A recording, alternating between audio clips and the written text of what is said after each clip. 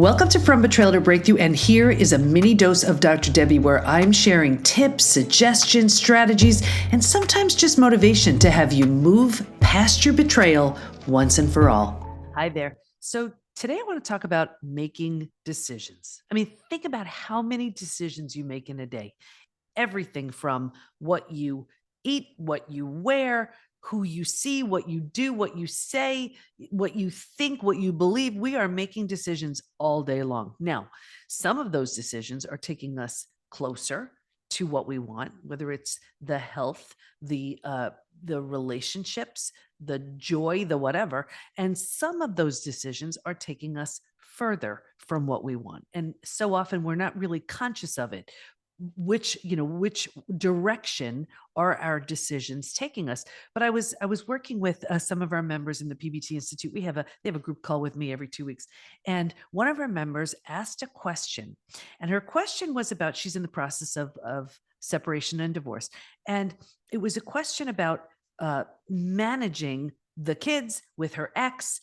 And I asked her, let's play out each of these and see what feels best. One way she was going to handle a situation was going to be, let's say, withhold the kids or whatever it was.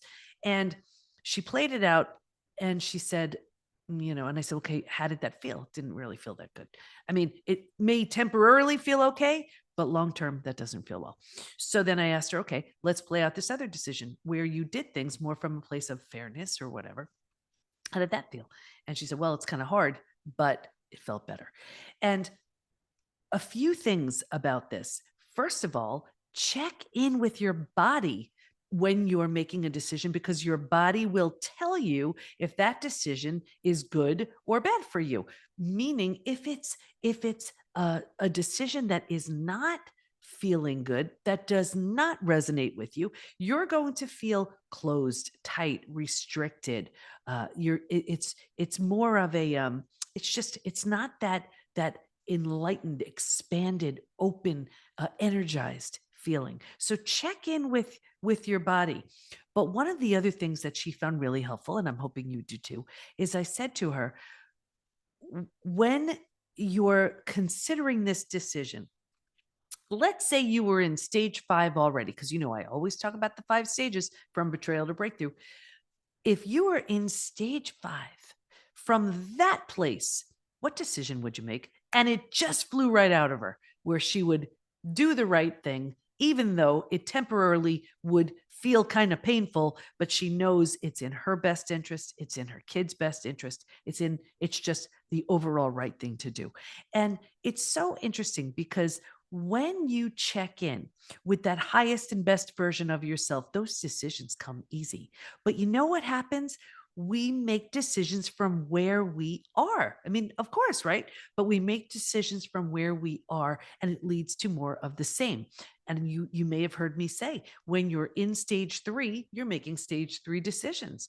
When you're in stage 4, you're making stage 4 decisions. When you're in stage 5, you're making stage 5 decisions. And that's why I always recommend get yourself to stage 5 so that your decisions come from this place of clarity and strength versus scarcity and lack and fear.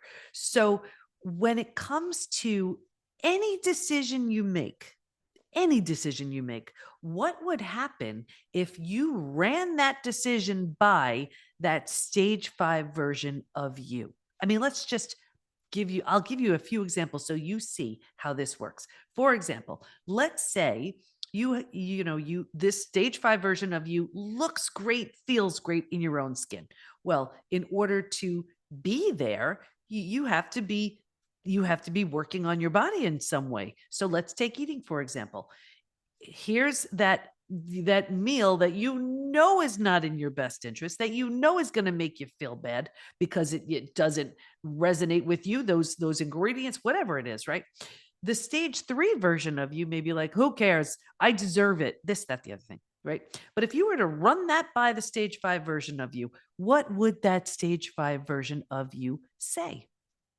Maybe something like, well, it looks great, but you know what? I've probably had enough of that to last me a lifetime. And it's more important to feel good in my own skin. I mean, I'm just making this up, whatever it is for you. But what would happen if, let's say, you ran by another situation where there's a toxic friend? A toxic friend who is just a taker, never gives. She or he is always there dumping on you. And then and they feel good because it's been unloaded and you feel spent, depleted, exhausted, right? And so the version of you now may feel like, well, what am I going to do? It's just, I'm being a good friend, this, that, the other thing. And you may make a decision from that place where you just continually get dumped on at your own expense. But if you ran that through the stage 5 version of you, what would that version of you say? Maybe you'd say, hey, you know what? I can talk about this at this time for this amount of time, something, but some sort of change. But the more you tap into that stage 5 version of you, the more you begin to make decisions from that place. And here's the best part of it. It also helps you become that version even quicker, because think about it. If you're checking in with that stage 5 version of you, with what you're wearing, what you're eating, how you're speaking, what you're doing, what you're not doing. Can you see how the more often you check in with that version of you, the sooner you become that version of you? Now, I'm not saying there's not all that other stuff to clean up, but this is just an additional, if you want like the fast track version of getting to stage 5, you want to include this as well. Let's look at it in business. Let's say there's a business opportunity that you're really, here you are, you're in your work, you've been in this company for a while. Let's say you're working with someone else. You're in this company for a while. Here comes this opportunity. The stage, let's say 3 version of you says, oh my gosh, I couldn't do that. I don't, do I have the skills? Do I have what it takes? Am I good enough? Do I deserve it? All that nonsense we put ourselves through. Well, what would the stage 5 version of you do? What would the stage 5 version of you think? What would the stage 5 version of you feel, right? Would that help you make that decision a little bit easier? When it comes to, let's say you're in your own business, and listen, I've been in business 32 years, and there have been so many instances where I've made decisions from that place of lack and scarcity. But what would have happened if I made that decision from my stage 5 place? What would I have done? What would I have overcome, because the stage 5 version of me sees let's say the stage 3 version of me very, very differently. Do you see how this works? So often when we're, let's say, in stage 3 and we're thinking those stage 3 thoughts, hanging out with those stage 3 people, doing those stage 3 things, all of it, it's keeping us stuck in stage 3. I love this analogy of I haven't shared it in a while, but it's just so true. If you've ever seen a bucket of crabs, you don't even have to put a lid on that bucket. They are so content swirling around the bottom. They're just moving around. And then have you ever noticed there's always that one kind of hopeful crab? The crab that thinks, I don't know what's on the other side of this bucket, but I have a feeling it's got to be better than this. And so they climb and they climb and they climb. And then what do you always see? You always see one other crab grabbing on to its claw, saying, if I'm in here, so are you. If I'm stuck, so are you, and pulls it right back down.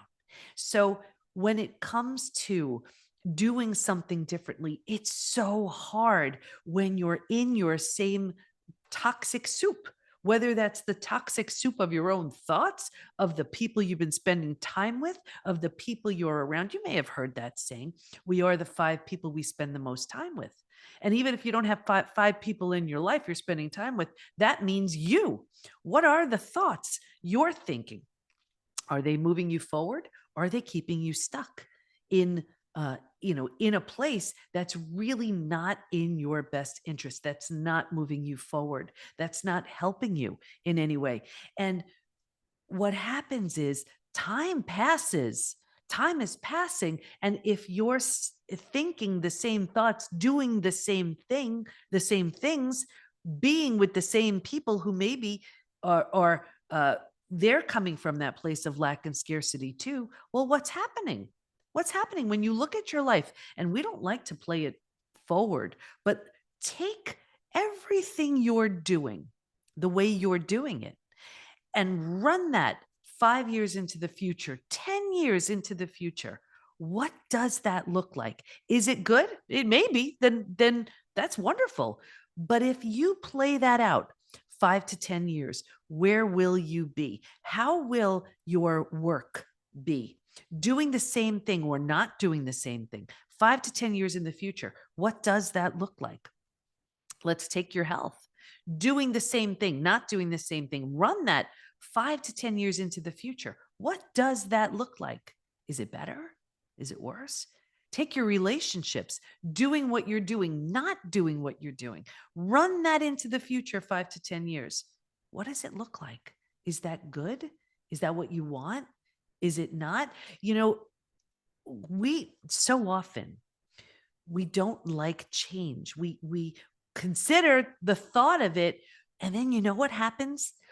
One of the first things we think about is it's going to shake up all those people around me. It's going to change what I have it all figured out. It took all this time to figure out where I go, who I'm with, what I do, all of it.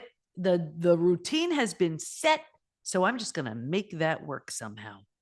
And we actually sabotage these changes, because the thought of these changes, because of the shakeup that they may create. But what's the price you're paying? When you think of anybody who's done anything phenomenal, like some thought leader, some of our time, someone who has just created an incredible business based off of something that everybody told them they were crazy, whatever it was. Think of what they had to go through in order to make that jump out of the crab bucket. They had to maybe go against everybody that was saying, "Oh, are you crazy? What are you nuts? This and that and the other thing."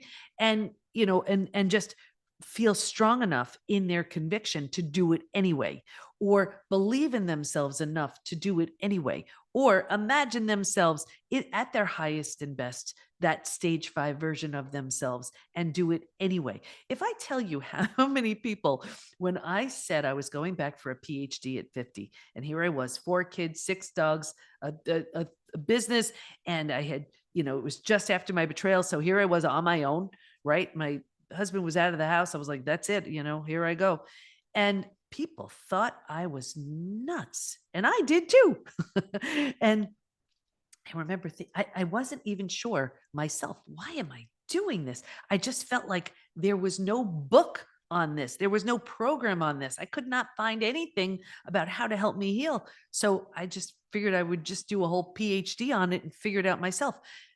To go through and combat my own thoughts as I was healing from betrayal here. I mean, I was, you know how your head is when you're going through this, but fighting my own thoughts. Are you crazy? Are you nuts? Do you have what it takes? You're not that smart. How are you going to do that? How are you going to write those papers? How all of the chatter and all of the noise, and truly just fighting every time one of those limiting beliefs came up. And it wasn't even like the process once I combated my own head, it was easy. I'll never forget. I had to do a paper, and I hadn't written these like for academic research and all this kind of stuff. My writing was the kind of writing I did for blogs. So it was a whole different thing, or just my first book or something.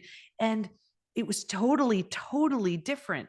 And I remember my professor saying, Debbie, would you mind if I used your paper as an example? And I was like, oh, I felt so good that here my paper was being used to help the class. Well, I didn't realize it was being used. And she asked me, and it was very kind that she asked, but she asked me because of how incorrectly all my grammar was, and how wrong my citations and my and all my research, all this stuff. I mean, everything I didn't know. And I actually had to redo that same paper 5 times. 5 times. And it was grueling and it was awkward and it was uncomfortable. And I felt so dumb. And I mean, I was calling myself every possible name I could think of. This was before the change I made after betrayal, and I will share that. Um, but it was such a learning process. But if I only came at it from that lack and scarcity and fear based version of me, I would have just stayed. I would have given up. I would have said, this is just way too hard. Who needs this? I'm paying for this. I'm taking so much time away that I didn't have. What am I doing? But I kept checking in with a version of me that I didn't yet meet, saying, there's got to be something really good at the end of this. And because I always share with you that same quote, hard now, easy later. Easy now, hard later. Take your pick. It's going to be one of those two. And I decided moving through all of that experience was just one big lump of hard now, easy later. I was just not going to take that easy route. I was in so much pain that it felt like easy now, whatever that looked like, doing my same thing, being that same way, whatever it was only going to prolong my pain. And I felt like I didn't have the luxury of that. I had kids, I had clients, I had all my dogs, like I had to get it together. So it seemed to me, it was almost like, with the Band-Aid, you have a Band-Aid on. You can take the Band-Aid off slowly and it's going to hurt the whole time, or you rip the Band-Aid off and it's going to really hurt, but then you're good, right? It was sort of like that. And just before I forget, I want to make sure I bring that back. Pre-betrayal and at the very beginning, I was always so hard on myself, talk about that inner critic. I let that inner critic run rampant within me, taking over my mind and believing everything it said. And then you may have heard me share this, but I talked about one of the changes that I made, because when you're healing from your betrayal and when you are intentionally and deliberately creating a new version of yourself, you look at every single thing you think, say, do, feel, all of it. And if it doesn't serve, you change it. That's the opportunity. And I remember really looking at that, the way I had been speaking to myself and the way I'd been talking to myself and the way I'd been treating myself. And I was like, you would never do this to anybody. You would never say anything like that to your friends. You would never say anything like that to your kids. Why in the world are you saying that stuff to yourself? So that's when I decided that the same things I used to do that I would call, all kinds of names have now become adorable. And the whole family has to go along with it. So I always use that example of, like, I get lost wherever I go. I just do. And now I do. And it's just adorable. So that was part of that deliberate, intentional creation, because when I looked at the stage 5 version of myself that I didn't yet meet, did I want to be that harsh and that critical, or did I want to be kind and loving?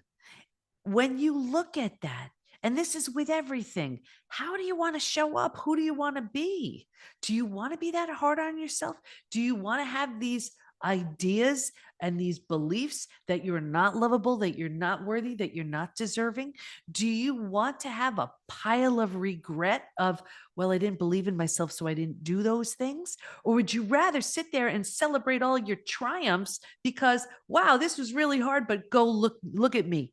I even talk about in From Hardened to Healed, where my absolute dream and what I would love so much would be, this is part of my evolved stage 5 version, and I hope you're a part of it. Here I am, I'm 90 years old, and what I've turned my business into, because now it's this beautiful legacy with the PBT Institute. It is just a thriving, amazing space where people move through the stages and graduate. And we have PBT coaches all over the world. And we have PBT support groups all over the world.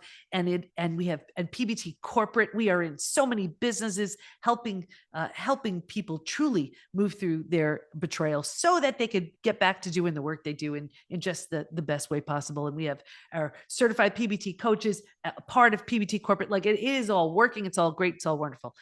But I picture, now that I'm 90, I figured that'd be a good time to just take it down a notch, perhaps, and not speaking so often and those kinds of things, that I have the most magnificent house right on the water, looking over the Pacific Ocean. And it's a magnificent house because I want all of my family and my kids and my grandkids and just this wonderful space to go. But I have decided that every single day, this is my dream, every single day, and I don't want to spoil it for you, in Trust Again. I mean, I'm sorry, From Heart and Healed, but it's in there, that I schedule a 2-hour session every day where I meet up with people who have moved through the 5 stages from betrayal to breakthrough. And they bring me their pictures and their journals and their stories. And they come into my home and we go sit on my beautiful deck overlooking the Pacific Ocean, and they have I'm giving them some tea or some lemonade or some water and maybe some healthy snacks, or maybe not so healthy because by the time you're 90 you can eat whatever you want. And they are just sharing their story and their struggle and what they did and how they overcame. And they have someone who just loves nothing more than celebrating their success, because here they are celebrating their stage 5 journey and all it took to get there, and all the struggles, and all the times they had to overcome their limiting beliefs, and all the times they had to overcome the people in their lives saying, you can't, you're not enough, you're not this, you're not that. And even if they hadn't said those things recently, all they had to overcome because of the programming from way back, and all they did to move through it. And all those times they felt, oh, should I really do this? That's too big. That's too scary. And they did it anyway. And then something didn't work, but because of it, that it gave them the most amazing idea to do this next thing. And we have this 2-hour discussion every single day. So Monday through Friday, I'm going to leave the weekends off. Monday through Friday, that's what I'm doing. Is that not like that's my dream anyway? To me, that's just so beautiful. We don't celebrate our successes enough. And I see this with men, but I see this especially with women. We're so good at saying all we haven't done, what we stink at, what's yet left to do. And we're not that good at celebrating our successes, celebrating all we've overcome, giving ourselves that pat on the back for just in all we're able to manage, in all we're able to do. I mean, think about it. Even if, let's say you're just managing your busy work and home life. Is that not enough right there? I mean, you're raising kids, or you're taking care of aging parents, or you're contributing to the community, or you're taking care of your pets, or you're being an amazing friend, or you're doing community service, or you're climbing the corporate ladder, whatever it is, we don't give ourselves the acknowledgement, the validation, and the love that we deserve. But when we're in that stage 5 place, then we do. And what I want for all of you is give yourself the edge to get there sooner. And that's by thinking, feeling, acting, believing, behaving as that stage 5 version of you now. And I know there are so many of you who are like, there's no way, I feel horrible. How in the world could I think, act, behave, react, any of that as a stage 5 version? I could barely make it out of bed. Okay, well, maybe it's the most simple first step you can take. If you're really feeling like I could barely hold it together, well, any part of you that your stage 5 version of you, what could you do now? Would your stage 5 version sit and have a cup of coffee and take a minute just to do, just to journal or breathe, right? Do that now. Would if you go into your closet and your clothes, just don't represent the version of you you're working towards, or you don't feel good when you put them on, or it's ripped, or something is torn, and you're just, or whatever it is, or it's just so old and it has no meaning for you, and you decide just take that one shirt and get rid of it or donate it, whatever, there you go. Any single thing you can do to act like that stage 5 version of you. If you decide, I'm not as present as I want to be. Okay, well, the next time you have a conversation with someone, look them in the eyes, right? Or you decide, you realize, I'm not as loving as I want to be. Okay, become that person who gives someone a giant hug when you see them. The way it works in becoming stage 5, of course, moving through the 5 stages from betrayal to breakthrough, but it's also looking at people around you and realizing what qualities and characteristics do they have that I want to try on. And it's not coming from a place of jealousy. It's coming from a place of admiration. It's like, wow, you know what? I like that they're doing that. I like how that made me feel. I'm going to try that. Let me see how that goes. And see if that's part of that stage 5 version of you that you want to be. We change so much. And even it's funny because when I'll start with someone who's working with me at the transform level within the PBT Institute, I ask them who they want to be in stage 5, knowing full well that they can only see certain things when they're in stage 2 or stage 3. But as they heal, they see things they didn't have access to when they were stuck in their trauma. But what can you see from where you are right this very moment? What can you see that stage 5 version of you doing that the current version of you is not doing now? And think about how life would change over time if once a week, once a month, you did something and added that to your repertoire of what you're including in order to become that stage 5 version of you. When it comes to your health, what are you doing to eat better, move better, sleep better, take better care of yourself? What are you doing with your in your relationships that stage 5 version of you would do or wouldn't do? As far as your work goes, how could you show up differently, more like that stage 5 version of you? Is it something you say? Is it something you do? Is it something that you were afraid to put forward and now you are? Take a look at these things. These changes happen. They don't happen by accident and they don't happen by default. They happen intentionally. So it's time to take a look. And I'm not saying overhaul everything you're doing. I'm saying just choose one thing that this current version of you is not doing, that the stage 5 version of you is. And when you check in, you will know what he or she is thinking. You will know what he or she is saying, and you will know what he or she wants you to do. And if you don't yet have the incentive to do that for you, and I know when we're so hard hit, we just can't see it.